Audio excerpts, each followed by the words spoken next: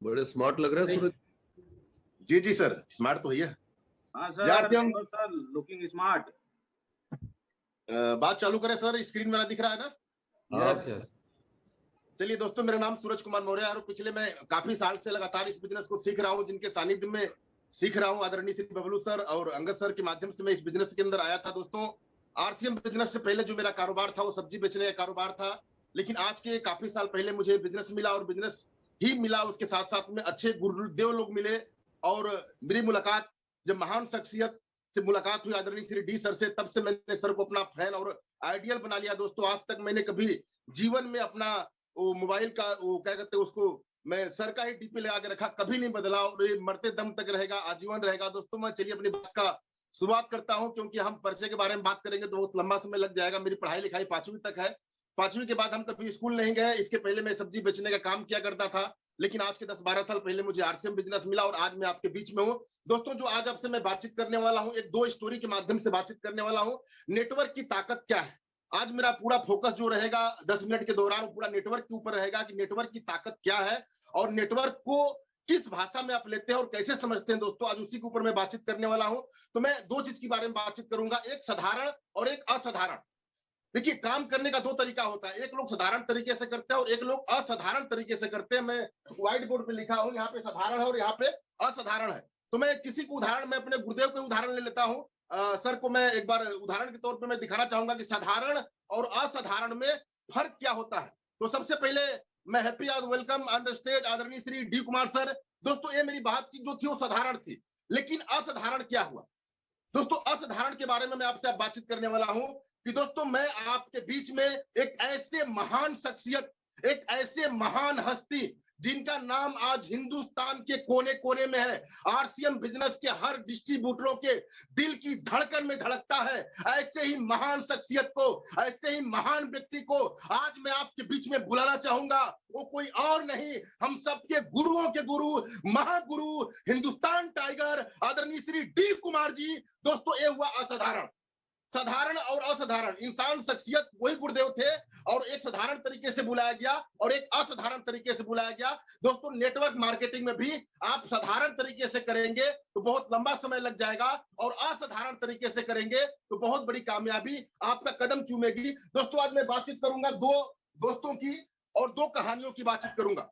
एक बार की बात है, 2 दोस्त थे, एक घटना मुंबई शहर की है। उसमें से एक दोस्त सीनियर होता है और एक दोस्त जूनियर होता है। सीनियर दोस्त मुंबई में काफी साल पहले का रहा करता था, उसके पास में अनुभव था, नॉलेज था। लेकिन जो दूसरा दोस्त था उसके पास में कोई नॉलेज नहीं था, न्यू न्यू मुंबई में गया हुआ था।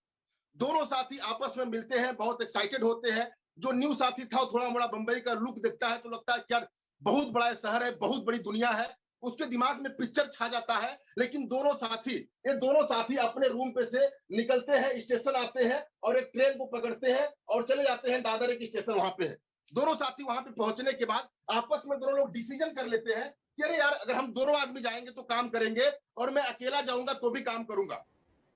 ये सीनियर दोस्त की बातचीत रही। तो जो जूनियर दोस्त था बोला कि यार फिर मैं क्या करूं। वो बोला कि तुम वापस चले जाओ गोरेगांव, रूम पे जाके खाना पीना बना के तैयार रखना, शाम तक मैं अकेले काम करके वापस चला आऊंगा। दोनों साथियों का डिसीजन चेंज हो जाता है दोस्तों वहां से, और एक दोस्त घाट के ऊपर जाने के लिए इस लाइन पे खड़ा हो जाता है और एक दोस्त वापस गोरेगांव आने के लिए इस लाइन पे खड़ा हो जाता है।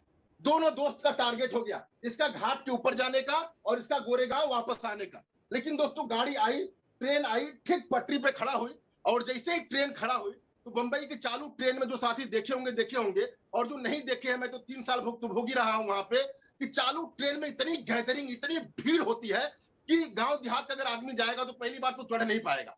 तो सेम ऐसे ही तरीका था, उसके साथ में भीड़, खूब खचाखच भीड़ लगी हुई थी।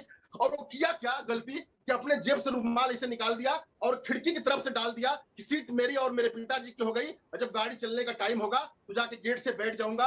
और दोस्तों, ठीक वही काम किया और 30 सेकंड बीता, गाड़ी चली गई। सामने वाला दोस्त पूछा, यार तू अभी तक कर क्या रहा है मेरे भाई, तुम्हारी गाड़ी तो गई।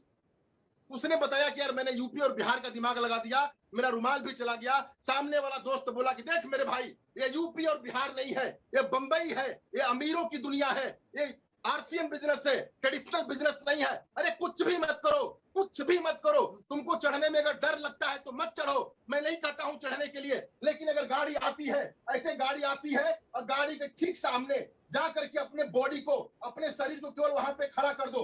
केवल तुम खड़ा कर दो, तुम्हारा एक ही काम है कि अपने आप को यहाँ पे खड़ा कर दो। खड़ा करने का नतीजा ये होगा कि तुमको लेफ्ट से भी दौड़ के आएंगे, राइट से भी दौड़ के आएंगे, पीछे से भी दौड़ के आएंगे और इतना धक्का मारेंगे कि तुम अपने आप गाड़ी के अंदर चले जाओगे। सेम दोस्तों आरसीएम बिजनेस ऐसा ही काम करता है कि जो नए साथी आज हमारी मीटिंग को देख रहे हैं, जो न्यू साथी है, आप कुछ भी मत करिए कि आपको समझ में आता है क्या नहीं समझ में आता है, कोई फर्क नहीं पड़ता है। अपने आप को ट्रेन के सामने ले जाके खड़ा कर दीजिए। पीछे से इतना लोग धक्का मार देगा कि अपने आप गाड़ी के अंदर चले जाएंगे। दोस्तों सेम आरसीएम बिजनेस ऐसा ही काम करता है कि पीछे से लोग धक्का मारते हैं, अब गाड़ी में हिल जाते हैं और ये गाड़ी जब स्टार्ट हो जाती है तो टेक्निकल अचीवर बनने से पहले रुकती नहीं है। रोकने का लोग लाखों प्रयास करते हैं, खींचने का प्रयास करते हैं, वो गाड़ी तो वहां तक पहुंचती है लेकिन बैठने वाले व्यक्ति कुछ रास्ते में उतर जाते हैं। और उतारने वाला व्यक्ति कौन होता है? आपके नाना होते हैं, आपके मामा होते हैं, आपके घर वाले होते हैं, आपके पिताजी होती हैं, आपकी मैडम होती है, आपके चाहने वाले होते हैं, आपके पड़ोसी होते हैं, आपके दोस्त होते हैं। सब लोग खींचने का प्रयास करता है कि कहां जा रहा है तू टेक्निकल अचीवर बनने, कहां जा रहा है लाखों की महीने की इनकम लेने, आओ मेरे साथ आओ, आओ मेरे साथ आओ। और बहुत सारे साथियों एक गलती कर देते हैं, कुछ लोगों की बात मान के वापस आ जाते हैं और जो लोग नहीं मानते हैं वो टेक्निकल अचीवर बन जाते हैं। दोस्तों इस तरीके का नेटवर्क के बारे में आप अपना पांव जमा लीजिए, अंगद की तरफ पांव जमा लीजिए कि दुनिया कुछ भी कहे मैं पीछे हटने वाला नहीं हूं, मैं वहां तक पहुंच के रहूंगा, गाड़ी में चढ़ के रहूंगा और गाड़ी से उतरूंगा नहीं दोस्तों। और एक ही गाड़ी का तरीका है कि अपने आप को खड़ा कर दीजिए सामने, अपने आप को लाके मॉर्निंग सेशन में सुबह खड़ा कर दीजिए। अरे दुनिया क्या कहती है भूल जाइए, घर वाले क्या कहते हैं भूल जाइए। रोज हमारे स्टार रूपी आदरणीय गुरुदेव आज हम सबको सिखाने के लिए सुबह मॉर्निंग सेशन में आ रहे हैं। अपने आप को लाके खड़ा करिए, दुनिया क्या कहती है भूल जाए उसके बारे में। दोस्तों अगर ऐसा करते हैं तो आप सीखेंगे मॉर्निंग सेशन से और आपकी गाड़ी टेक्निकल अचीवमेंट तक पहुंचेगी, इस बात की 100% गारंटी है। दोस्तों ये बातचीत मेरे नए लोगों के लिए थी, लेकिन जो हमारे वाइटल एंड एबव साथी हैं उनके लिए भी एक मैं मैसेज देना चाहता हूं कि जो हमारे वाइटल साथी हैं, जो रुक रुक के करते हैं, जो डर डर के करते हैं, कभी करते हैं कभी रुक जाते हैं, कभी चलते हैं कभी रुक जाते हैं, ऐसे साथियों के लिए एक मेरा बहुत ही शानदार मैसेज होगा। ये भी कहानी दो लड़कों की कहानी है, आप ये कहानी कई बार सुने होंगे, पैरा द पाइपलाइन की कहानी। दो लड़कों की नौकरी की तलाश थी और दोनों लड़के अपने गांव से कुछ 100 मील दूर जाते हैं। एक गांव में मुखिया के पास पहुंच करके काम का तलाश करते हैं। मुखिया बोलता है काम मिल जाएगा, लेकिन काम बहुत टफ है। दोनों लड़के बहुत एक्साइटेड होते हैं, बोलते हैं कि सर कोई बात नहीं है, आप मेरे को काम दे दो। दोनों लड़कों को काम लगाया गया। इस गांव में पहुंचने के बाद इस गांव से 3 किलोमीटर दूर एक पहाड़ का झील था, एक पानी का झील था जहां से कि मीठा पानी निकलता था। दोनों लड़कों का काम एक था, इस पहाड़ से पानी उठाना है, बाल्टा बाल्टा इस गांव में पहुंचाना है, उठाना है पहुंचाना है, उठाना है पहुंचाना है। दोनों लड़के नौकरी पे लग गए, काम करना स्टार्ट कर दिए। लेकिन उसमें से एक लड़का बोला, कर यार ये काम कब तक करेंगे? ध्यान से समझिएगा मेरे भाई, उसमें से एक लड़का बोला ये काम कब तक करेंगे? दूसरा बोला नौकरी मिल गई। एक बोला कब तक करेंगे, दूसरा बोला नौकरी मिल गई। दोनों में जिद अड़ गई। दोस्तों मैं दिखाना का चाहता हूं आपको, समझाना का चाहता हूं आपको कि दूसरा बोला नौकरी मिल गई, पहला बोला कब तक करेंगे। और ऐसे ही हमारे आपके जीवन में होता है दोस्तों कि हम लोग इस बिजनेस के अंदर आते भी हैं लेकिन सीरियस नहीं होते हैं, पागल नहीं होते हैं, रफ्तार नहीं बढ़ाते हैं। एक बोला नौकरी मिल गई, एक बोला कब तक करेंगे। अरे मैं आपसे ही आपकी बात कर रहा हूं कि आप जो भी काम करते हो, अगर आप खेती करते हैं तो धान काटते हैं, फिर गेहूं काटते हैं, मरचा टमाटर धान गेहूं, मरचा टमाटर धान गेहूं, मरचा टमाटर आजीवन करते हैं, पूरी जिंदगी करते हैं, मर जाते हैं, गांव से लोग बाहर नहीं जान पाते हैं। अगर आप नौकरी वाले व्यक्ति हैं तो उनको चेक करिए, आप सुबह उठाते हैं टिफिन, भाग के जाते हैं, फिर सुबह आते हैं, फिर शाम, फिर सुबह, फिर शाम, फिर सुबह, फिर शाम, पूरी जिंदगी पुलडेलम की तरफ बीत जाती है। पुलडेलम देखे होंगे, एक सर्कस में दिखाया जाता है, कभी यहां जाता है कभी वहां जाता है। ये हमारी नौकरी करने वालों भाई लोग की हालत होती है। और बिजनेस करने वालों की हालत क्या होती है? बेचारा रोज शटर उठाता है, रोज पटकता है, उठाता है, पटकता है, उठाता है, पटकता है और पटकते पटकते मर जाता है। उसका बच्चा भी पटकता है, वो भी मर जाता है। लेकिन दोस्तों गांव से बाहर लोग नहीं जान पाते हैं, शहर से बाहर लोग नहीं जान पाते हैं। लेकिन दोस्तों मैं कहना का चाहता हूं, दिखाना का चाहता हूं कि दोनों लोगों का टारगेट सेट हो गया। एक बोला नौकरी मिल गई, पहला बोला कब तक करेंगे। दोनों अपने काम पे लग गए। ये लड़का 12 घंटा काम करना स्टार्ट किया और ये लड़का मात्र 10 घंटा काम करना स्टार्ट किया।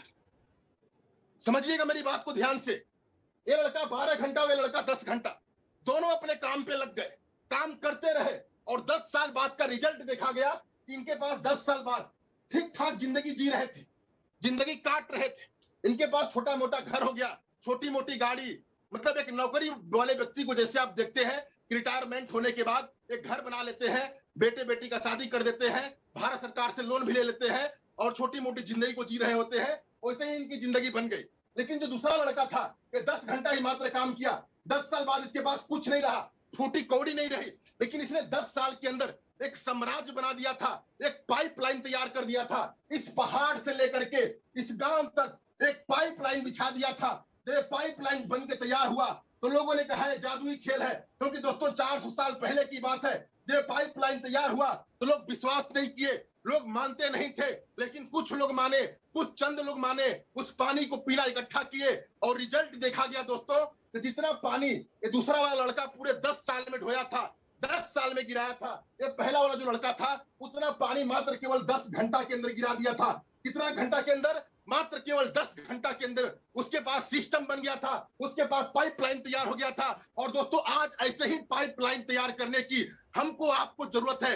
अरे लगाइए टीम पूरे हिंदुस्तान के अंदर, जहां जहां जिस व्यक्ति को जानते हैं, फैलाइए नेटवर्क अपना, लगाइए 4 घंटा अपने काम से बाहर निकलिए। चाहे आप खेती करते हो, चाहे नौकरी करते हो, चाहे बिजनेस करते हो, 4 घंटा निकालिए आरसीएम बिजनेस के लिए। पागल बन के होम मीटिंग करिए, नेटवर्क फैलाइए अपना, ये पाइपलाइन फैलाइए। दोस्तों ये पाइपलाइन फैलाने में आपको 3 से 5 साल लग सकते हैं, लेकिन जब पाइपलाइन बन के तैयार होगा तो पूरी जिंदगी की कमाई आप एक तरफ रख देंगे और आरसीएम बिजनेस की 1 महीने की कमाई आप एक तरफ रख देंगे, फिर भी आरसीएम का भारी पड़ जाएगा। दोस्तों ढिलवाही मत करिए। अरे मेरे भाई, टिफिन लेके जीवन भर भागेंगे, चाहे आप डॉक्टर हो, इंजीनियर हो, कलेक्टर, कुछ भी हो, आप किसान है, धान गेहूं मरचा टमाटर हमेशा करेंगे, आप बिजनेसमैन है, शटर ऊपर नीचे करेंगे, आप करिए। मेरा मैसेज ये नहीं कि अपने काम को आप छोड़ दीजिए, अपना काम करते हुए आप उसमें से समय निकालिए। समय कितना निकालना है आपको कि आपको हर दिन 4 घंटा 3 घंटा समय निकाल के पागल बन के अपना नेटवर्क तैयार करना है। दोस्तों मेरी बातचीत लगभग खत्म होने की कगार पे है। लास्ट में एक बात और कहना चाहेंगे, कॉन्फिडेंस, हिम्मत। अगर आपके पास हिम्मत है तो दुनिया में बड़ी से बड़ी जंग को आप जीत सकते हैं, और हिम्मत नहीं है दोस्तों तो आप बड़े छोटे से छोटे काम को भी नहीं कर सकते हैं। मैं अपने बारे में घटना बताना चाहता हूं। मेरे जीवन का एक दिन, वो ऐतिहासिक दिन, मेरे जीवन में एक घटना घट गई थी दोस्तों। अपने रॉबर्ट्सगंज के अंदर एक बहुत बड़ी पुलिस लाइन है और मैं न्यूट्री चार्ज का कैंप लगाने के लिए पुलिस लाइन पहुंच गया था। एसपी साहब, कप्तान साहब से मैं मिला, पीआरओ के पास गया, उनके पीए के पास में, और मेरे साथ में 2 लड़के थे, एक लड़की और एक लड़का, और दोनों लोग पढ़े लिखे आदमी थे, हम अनपढ़ आदमी ठहरे। लेकिन जब मेरी पीआरओ से बातचीत हुई तो जाके अंदर एसपी साहब से बात किए, और एसपी साहब उसमें मीटिंग ले रहे थे, और इसी ड्रेस कोड में मैं ऐसे ही था दोस्तों। 7 से 8 मिनट के बाद मुझे अंदर बुला लिया गया और मैं अपना बॉडी स्कैनर मशीन लेकर के और पहुंच गया अंदर। मैं उनको बताया कि सर देखिए, body fat, visceral fat, BMI, RM, आपका बोन, आपका मिनरल वाटर, ये सब कुछ मशीन बताती है सर। ये जादुई मशीन है सर, बॉडी फिटनेस आपका है कि नहीं है ये पूरा डिटेल निकाल देती है सर। तुरंत कप्तान साहब मेरे से जांच करवाए, और जांच करवाने के बाद लगभग 30-35 अधिकारी थे वहां पे। सब लोग फटाफट फटाफट मेरा जांच करो, मेरा जांच करो, और मैं जांच करने में आधी तूफान की तरह लग गया दोस्तों। लेकिन 16 नंबर पे एक व्यक्ति आ गए। 16वें नंबर के जो व्यक्ति थे वो मेरे सामने आ गए, बोले सर मेरा भी करिए। रिटायर की कगार पे थे वो, बूढ़े हो चुके थे वो। मैं जांच किया, उनका रिपोर्ट भी बना दिया, रिपोर्ट फाड़ के दे दिया मैं उनको, क्योंकि मैं रिपोर्ट पे कुछ लिखता नहीं था, केवल रीडिंग लिखा करता था, नाम पता से कोई मतलब नहीं था। रिपोर्ट में जब दे दिया तो बोले कि डॉक्टर साहब मेरा इसमें थोड़ा नाम पता लिख दीजिए। मैं बहुत बुरी तरीके से फंस गया, यार मैं इतना बड़ा डॉक्टर बन के आया हूं, लोग मुझे डॉक्टर की उपाधि दे रहे हैं, मैं अंगूठा छाप आदमी, ये लिखने के बारे में बात कर रहे हैं, अब तो मेरी पोल पट्टी पूरी के पूरी खुल जाएगी। मैंने कहा सर आप ही का नाम है, लिख लीजिएगा सर, बाद में लिख लीजिएगा सर, कोई बात नहीं है सर। बोले नहीं नहीं सर आप ही लिख दीजिए। फिर आ गए लोग जांच करवाने वाले, मैं जांच में भिड़ा रह गया, मैं देखता रहा उसको कि कब जाएगा ये बुढ़ा, कब जाएगा ये बुढ़ा। लेकिन दोस्तों आखिरी दम तक वो बुढ़ा इसी दीवार पकड़ के खड़ा रहा, और जब मैं सबका जांच कर लिया, लास्ट में 2 महिला आई, बोली कि सर मेरा भी कर दीजिए। हम भगवान से मना रहे थे कि हे प्रभु इस बुढ़ा आदमी को भेज दो, नहीं तो आज मेरा सब कर्म हो जाएगा। लेकिन अंतिम दम तक वो बुढ़ा टीका का टीका ही रह गया, और लास्ट में जब मैं सबका जांच कर लिया, कप्तान साहब के सामने ऐसे मेरे को कुर्सी रख दिया गया, मैं कुर्सी पे जैसे ही बैठा दोस्तों, वो लाके इस तरीके से रिपोर्ट था, देखिए रिपोर्ट मेरे दिखा रहा हूँ, रिपोर्ट लाके मेरे काउंटर पे पटकी दिया अपना कागज, बोला कि सर मेरा नाम पता इस पे लिख ही दीजिए सर। अब दोस्तों उस समय मैं क्या करता, मेरे काबिल ऑफिसर जो पढ़े लिखे थे वो हाल के बाहर थे, मैं अंगूठा छाप आदमी हाल के अंदर, वो भी सामने कप्तान साहब, बात चल रहा है परमिशन का, और नाम अगर नहीं लिखने आएगा तो क्या होगा। फिर मैंने दिमाग लगाया कि यार मैं डी कुमार का भक्त हूं, चाहे जो कुछ हो जाए, अगर दम है तो फिर कुछ भी हो सकता है। मैंने बोला कि लाइए सर रिपोर्ट दीजिए, मैं तुरंत रिपोर्ट लिया। और दोस्तों मैं क्या बताऊं आपको कि मैं थोड़ा हाई फाई क्लास रहता था, क्या हुआ, पेन भी मेरी बहुत महंगी पेन है, पेन में बहुत स्मार्ट रखता हूं, लिखने भले ना आए लेकिन पेन स्मार्ट होना चाहिए। मैंने उनका रिपोर्ट लिया और कुछ नहीं किया, ध्यान दीजिएगा इस व्हाइट बोर्ड पे, मैंने उनसे नाम पूछा उनका, तो बोले सुरेंद्र कुमार सिंह मेरा नाम है।